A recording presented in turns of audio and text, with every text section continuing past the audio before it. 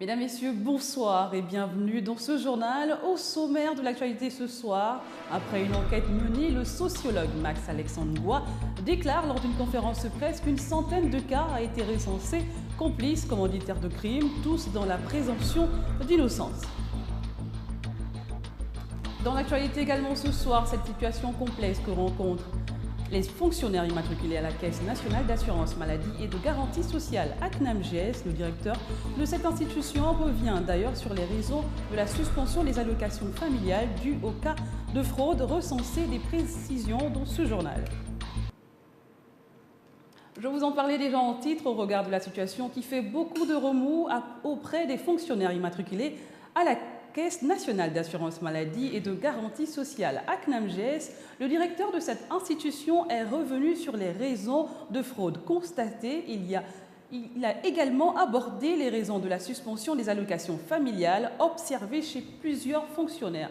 Propos recueillis par Kenny Ongori et Refus Itoga. L'immatriculation des agents publics de l'État a démarré en 2010. L'objectif était bien sûr d'immatriculer non seulement les titulaires, mais également les ayants droit. Et nous avons demandé aux fonctionnaires, aux agents publics de bien vouloir venir immatriculer leurs enfants. Et nous nous sommes rendus compte que nous n'avions pas suffisamment d'enfants par rapport aux enfants déclarés qui touchaient des allocations familiales au niveau de l'État. Le chef de l'État a souhaité, c'est une aide conditionnée, que les allocations familiales soient désormais payées lorsqu'un enfant est connu et reconnu à l'ACNAM, c'est-à-dire immatriculé à l'ACNAM-GS. Juste pour vous donner une idée, les enfants qui ont été déclarés au mois de janvier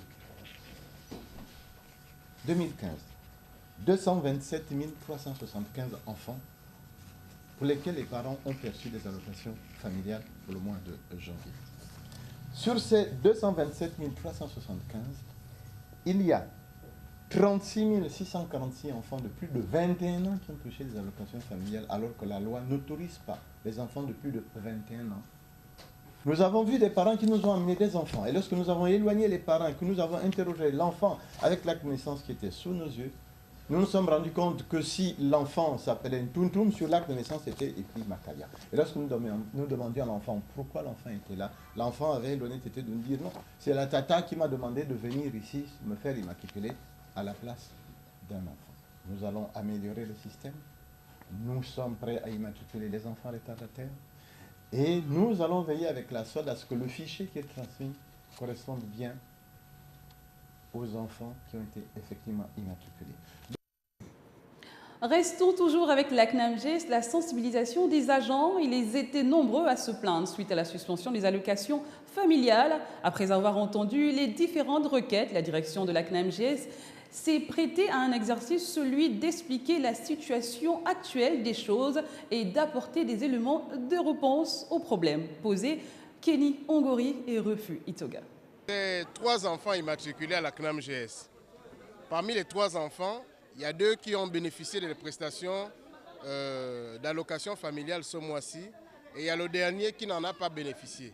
Alors je me suis rendu ici pour essayer de comprendre. Au terme d'un broglio qui revient à la Caisse nationale d'assurance maladie et de garantie sociale, l'institution a dépêché ses lieutenants pour tirer au clair certaines situations incongruentes. Au niveau de l'immatriculation, que malgré le fait qu'on a commencé les immatriculations depuis 2010, et en comparant avec le fichier de la solde, nous avons un gros écart entre les enfants qui existent dans le fichier de la solde et les enfants qui se sont fait immatriculer à la CNAM-GS. Donc, on peut poser la question de savoir pourquoi cet écart. Donc, les plus hautes autorités de l'État ont tranché dessus pour dire, pour inciter les fonctionnaires à se faire immatriculer, il fallait que le paiement des allocations familiales se fasse aussi sur la base du fichier de la CNAM-GS. Alors, donc, cette décision du chef de l'État devait être appliquée à partir du 4e trimestre 2014. Plusieurs cas de fraude ont été enregistrés sur le fichier de la CNAM-GS, mais la direction compte se saisir de ces cas et y mettre un terme. Vous savez que les enfants ne sont pas les vôtres. Il est inutile de crier parce que nous allons finir par découvrir que ce ne sont pas vos enfants. Oui. Lorsque vous savez que vous êtes dans le faux, il est inutile de crier. Ceux qui sont dans le vrai, il n'y a pas de souci. Mais je vous dis que les contrôles se font. Quand vous déposez les dossiers, nous entrons jusque dans les actes de naissance. Nous faisons le travail et c'est notre travail. Lancé il y a quelques années, le recensement des agents de la Caisse nationale d'assurance maladie et de garantie sociale et leur progéniture est loin de prendre effet. Et le nombre de cas de fraude découverts dans les fichiers de la SOL et de la CNAMGS ne favorise pas la fiabilité de ce fichier et remet en cause la crédibilité de certains agents publics. Autre chose à présent, tous complices, c'est l'interrogation posée lors de la conférence de presse animée par le pasteur sociologue Max Alexander Ngoua à Libreville le week-end écoulé. Après le recensement d'une centaine de cas, aucun coupable n'a été mis aux arrêts selon le conférencier. Kenny Ongori refute Gars pour les détails. Crimes rituels, justice, politique, police, religieux, médias, sorciers, commerçants, tous complices. C'est l'interrogation soulevée par le pasteur sociologue Max Alexander Ngoua le week-end dernier à la Chambre de commerce de Libreville. Une conférence au cours de laquelle l'orateur a dressé un tableau sombre des crimes dits de sang au Gabon. Nous avons mis en exergue l'articulation de six instances qui semblent corroborer à un silence complice. Notre thématique, c'est crimes rituels, tous complices, c'est une interrogation. Et nous sommes rendus compte que la justice, il y a une justice deux poids, deux mesures. Les crimes sont là, les cadavres jonchent les rues, mais il n'y a pas un seul commanditaire. Au regard des proportions prises par cette situation qui n'honore pas le Gabon, 8 propositions se dégagent pour enrayer définitivement ce phénomène.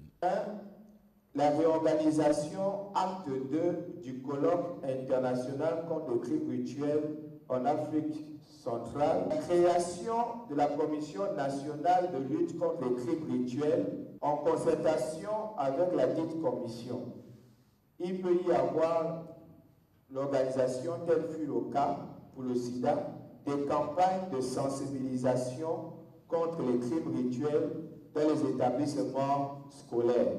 Selon Max Alexander Ngoua, depuis 2008, plus de 100 cas de mort avec prélèvement d'organes ont été recensés dans notre pays, mais depuis, aucun coupable commanditaire n'a été épinglé et mis aux arrêts. Le porte-parole de la présidence de la République gabonaise, Alain-Claude Bilibinze, a animé son traditionnel point de presse ce mardi, un point de presse au cours duquel il a évoqué plusieurs aspects, parmi lesquels le calendrier du chef d'État, le report du sommet de la CEAC et la démission de René Desmaisons-Obiang. Il était au micro de Martial Tsonga sur les images de Justin Bitigui. Nous avions également annoncé la tenue d'un sommet sur la CEMAC, sommet de la CEMAC. Là aussi, le sommet avait été annoncé, la date avait été arrêtée par les chefs d'État, comme je vous le disais, au cours d'une rencontre qui a eu lieu en marge du sommet de l'Union africaine à Addis Abeba. Malheureusement, la situation sécuritaire dans plusieurs pays de la sous-région et l'indisponibilité de certains chefs d'État, tout ceci a fait en sorte que ce sommet, à ce niveau également, soit reporté. Nous avons effectivement une situation qui perdure dans l'éducation nationale et dans d'autres secteurs de la vie, on va dire, sociale de notre pays, notamment dans le secteur public.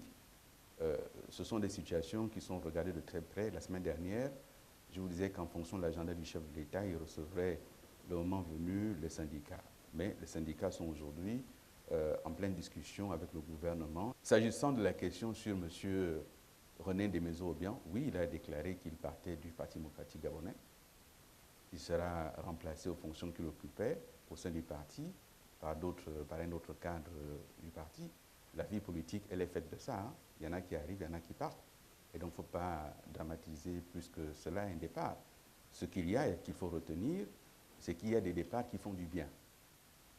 Qui font du bien parce que ça permet de faire en sorte que le champ politique soit plus libre, soit plus large, soit plus lisible.